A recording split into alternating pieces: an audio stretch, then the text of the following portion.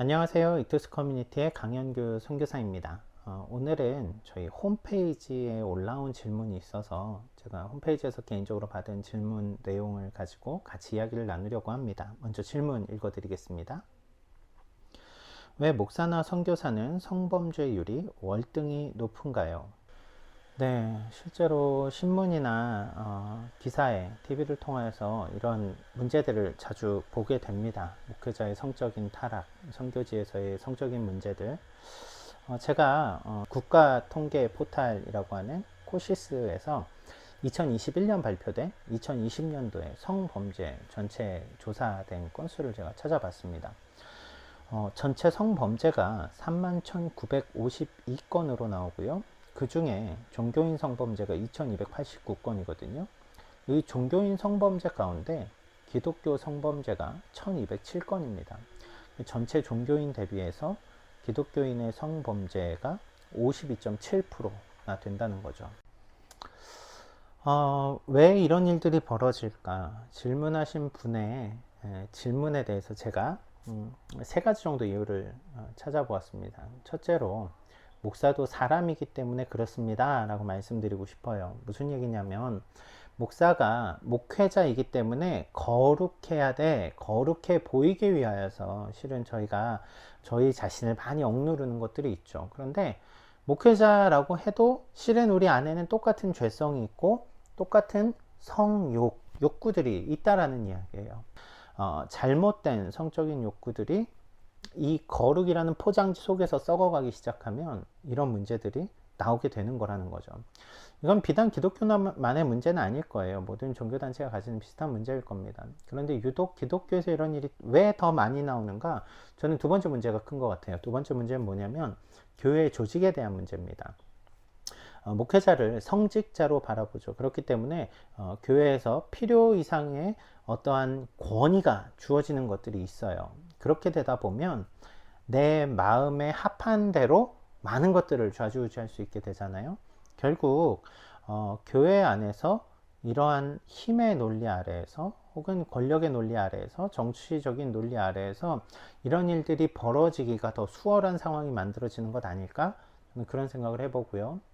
셋째로는 목회자 자신의 실질적인 성적인 문제가 있을 수 있습니다. 그런 성적인 정신적인 문제가 있을 수 있죠. 그런데 이 문제를 놓고 정신과 상담을 받거나 하는 분들이 많지 않아요. 실제로 정신과 상담을 받으면 자신이 사역지의 사역을 내려놔야 될 수 있다는 부담감 때문이 있어서 그럴까요? 그런 일들을 밝히지 않습니다. 그러다 보니까 실질적인 정신적인 문제가 있음에도 불구하고 이것이 혼자 억누르고 참고 하다가 터지게 되면 걷잡을 수 없이 문제가 커지는 거겠죠. 문제를 살펴보았다면 실제로 이 문제에 대해서 우리가 해야 될 반응도 살펴보는 게 맞겠죠.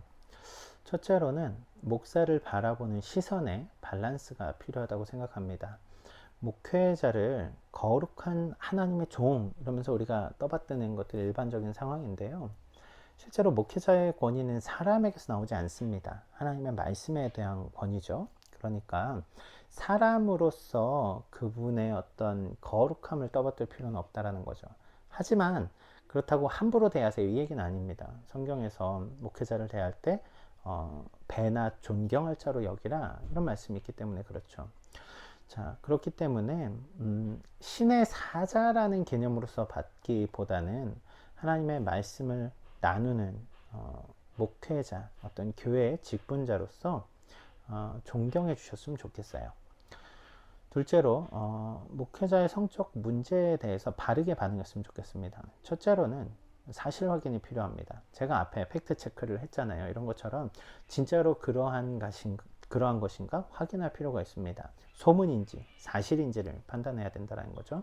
둘째로 벌어진 일이 이것이 법적인 성범죄인가 아닌가.